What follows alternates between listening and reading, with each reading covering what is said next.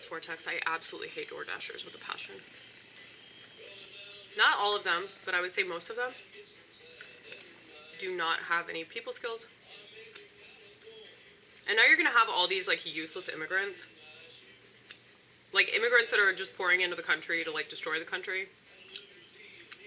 Because they're told that they can, so they will. It's not hard to understand.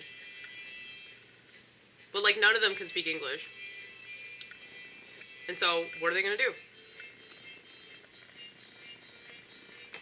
Useless jobs, like DoorDash.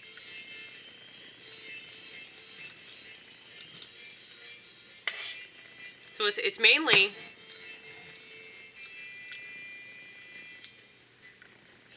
immigrants, Gen Z, and then people that are trying to make some money on the side. The people trying to make money on the side are like the best Door Dashers. But I know that like, yeah, a lot of them are just doing it because it's like proverbial path of least resistance, I suppose.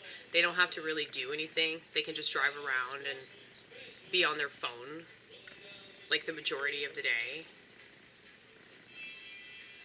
So it kind of seems like a dream come true, you know, for anybody that's like a phone junkie, which is most people, you know, they don't have to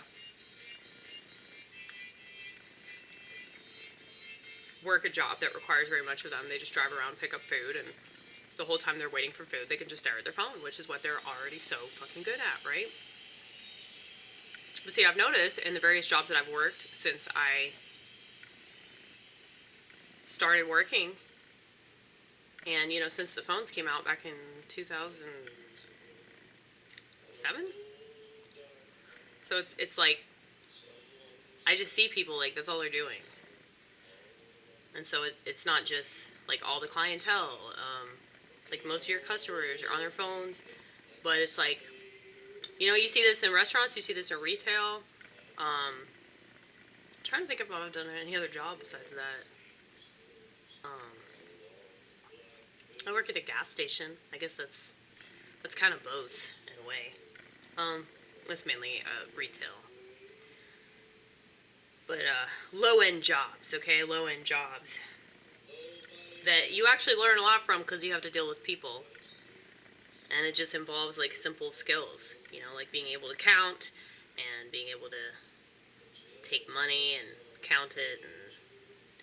And though I guess, yeah, you don't really have to worry about that much now, since everybody does everything on credit or their phone. Yeah, you just don't really see much effort being made in these jobs. So it's like, I get so mad when people complain about Gen Z and like how useless they are and everything.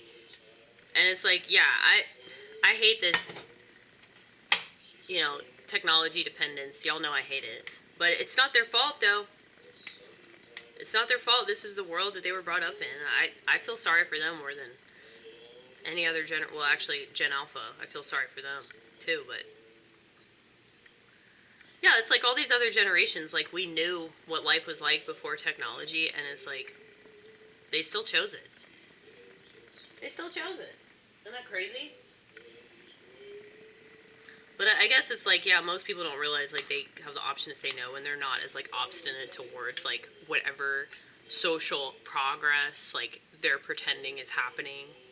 Like, oh, wow, this is so innovative, this is so convenient, this is going to make things so much easier, and we should be jumping for joy because we can access the internet at a fast food restaurant, and we can access the internet by just sitting in our car and driving around. We can access the internet everywhere we go, no matter what. Who wouldn't want to have constant access to the internet?